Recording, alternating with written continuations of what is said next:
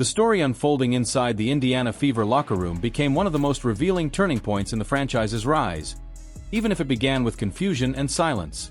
When Dana Bonner walked out the door, the shock settled over the room like a sudden storm. No one knew what happened. No one understood why an all-time great, a six-time All-Star with championship pedigree, had vanished just 9 games into the season.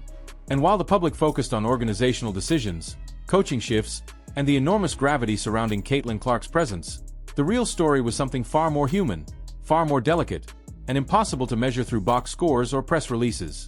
It was the story of what happens when young stars, rising stars, and aging veterans collide under the weight of expectations that grow heavier every week. The Fever entered 2025 ready for transformation. They had the #1 overall pick from the previous year in Aaliyah Boston. They had a franchise-changing rookie in Caitlyn Clark. They had a loyal scorer in Kelsey Mitchell. And they added championship veterans like Bonner and Natasha Howard to speed up the rebuild. Everything on paper looked perfect. A new coach, a revamped system, a combination of youth and experience rarely assembled so cleanly in women's basketball. But chemistry is not built on resumes, and spotlight is not shared automatically, especially when the brightest light in the sport sits in the middle of the room. Aaliyah Boston, in many ways, became the emotional anchor of this team long before Clark ever arrived. She endured the losing seasons. She carried the expectations of being the #1 pick. And yet, when the franchise drafted Clark, Boston never showed even a flicker of resentment. Instead, she leaned into the role of supporter, teammate, leader, and protector.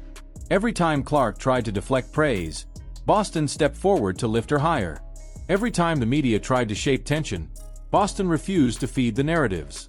She chose unity, even when outside voices wanted conflict. It was a deliberate, mature decision from a player who understood the power of shaping a culture before anyone else could. Her friendship with Clark did not appear out of nowhere. They had history, familiar rhythms, and mutual respect built long before joining forces in Indiana. Their shared affirmation ritual before games became a small window into their trust.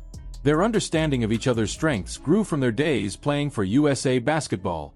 Boston recognized that with Clark on the floor, her own game expanded. Screens opened more easily. The paint became less crowded. Defenses panicked. Opportunities appeared where they once vanished. She benefited not because she needed Clark, but because she understood how to thrive alongside someone who attracted unmatched pressure. And then there was Kelsey Mitchell, the heartbeat of the Fever's offense through the dark years. She had every excuse to leave. Bigger markets called. Competitive teams reached out. But Mitchell stayed. Not because she had no alternatives, but because she wanted to finish what she had helped start. She signed the Supermax not as an act of loyalty alone, but as an act of belief. She believed in this roster. She believed in the vision. And she believed that Clark's arrival was not a threat to her identity, but an opportunity to elevate every part of her game. Her career-best efficiency was not a coincidence. Playing alongside Clark opened the floor, quickened rotations, and gave Mitchell the clean look she always deserved but rarely received. She did not need to be the center of attention to be effective.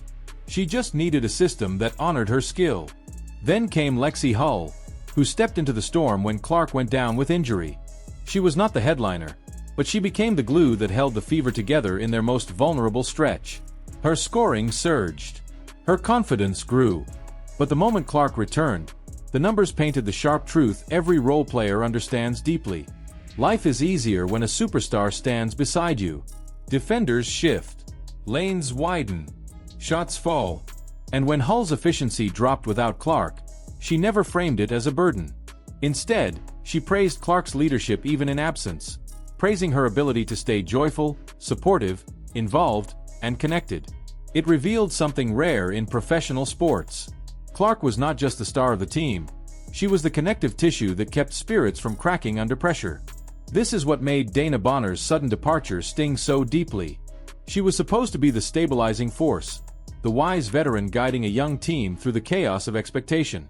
Instead, she became the first fracture in a locker room that had chosen unity. Her reasons remain private, but the result exposed something important.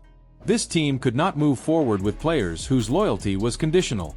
Chemistry needed commitment, not credentials.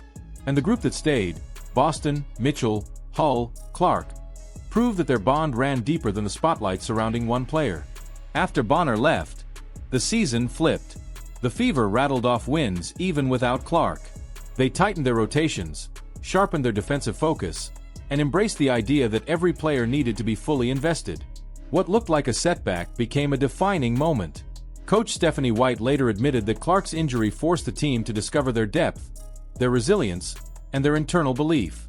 But underneath those comments was an unspoken truth. The Fever's identity could only form around players who wanted to be part of something bigger than themselves. And that brings us to the heart of this story. What the Fever built in 2025 was not an offense centered solely on Clark's brilliance. It was not a roster propped up by star power. It was a culture shaped by humility, sacrifice, and shared ambition. Boston embraced the role of anchor. Mitchell stayed because she believed in the future. Hull grew because she trusted the process. And Clark, despite carrying more attention than any rookie in modern history, chose to be a teammate first and a superstar second. That subtle dynamic, where power is acknowledged but not abused, where roles are defined but not resented, is the true engine behind Indiana's rise. Championship teams are not built on hype. They are built on trust, and this Fever team chose trust at every crossroads. Players who could not fit in that system, no matter their talent, eventually fell away. Players who remained proved that the true strength of this team was not just its star, but its willingness to rally around the star without losing themselves in the process. Caitlyn Clark may be the face of the franchise, but the heart of this roster belongs to those who chose to walk beside her, not behind her. Boston's leadership, Mitchell's loyalty, Hull's resilience. These are the pillars supporting the brightest spotlight in women's basketball. And their quiet sacrifices deserve far more recognition than they receive. So now, the question shifts to you. Do players like Boston and Mitchell get enough credit for how they've embraced the challenges of playing alongside the most watched athlete in the sport? Do their contributions deserve more attention than they're getting? Drop your thoughts in the comments. And if you enjoyed this deep dive into the human side of the game, make sure to like this video, subscribe for more powerful narratives, and hit the bell so you never miss the next breakdown.